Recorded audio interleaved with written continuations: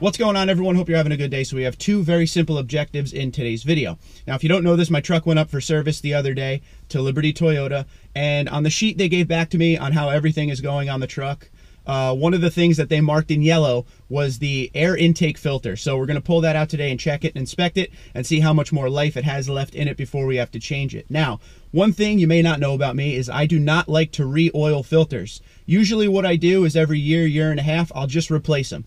60, 70 bucks. Some people like to do the work and do the re-oiling. I don't really care to do the re-oiling. It's kind of a mess. And, you know, with mass airflow sensors nowadays, you don't want to over oil. So for ease, I would rather just pay the $60 to $70 once every year and a half, depending on the conditions. But we've had this air intake in there since late September, early October last year when we got the Magnuson Supercharger. So we're going to go under the hood. We're going to pull it out and inspect it and see what it's all about. I think my favorite part about getting the truck detailed is what they do in the engine bay. Looks brand new, looks awesome. Look at that Supercharger, look at that shine. Hope the camera brings that out.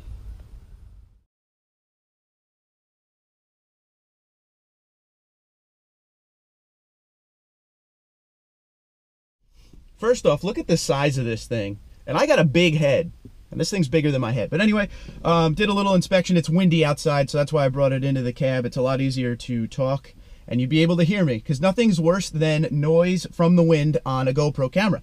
But anyway, after inspection, there's definitely some stuff caught in the filter. Definitely could use a replacement, but what I'm gonna do is I'm gonna wait until probably March. Usually what I do is I change it every March, but because we got the Supercharger, we're gonna be a little more than a year, so it'll be more like a year and a half. Because at this point, to get a new one with all the road salt and all the issues coming with winter, I'd rather just wait until spring. I mean, it's not the worst in the world, but there's definitely a good amount of stuff captured in the filter. More than I would like, but we will wait. So we're definitely, I agree with Liberty Toyota on this one, definitely in the yellow.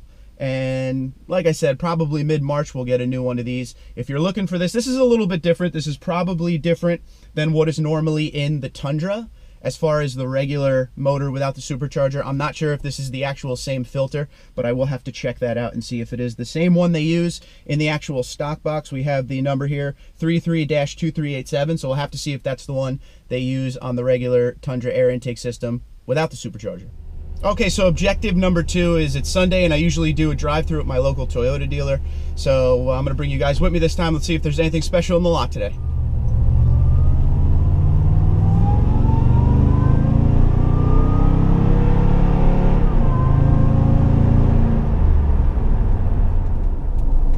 Alrighty, let's see what we got in here today. See if I can find anything good. So here come all the Tundras right here. We'll pull over and get out.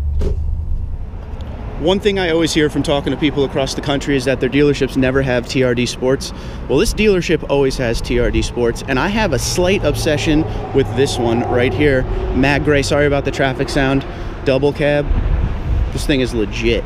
I'm gonna try to get over here. They always leave the mirrors out, and it's a pain because you can never get by them. Hold on. Ugh.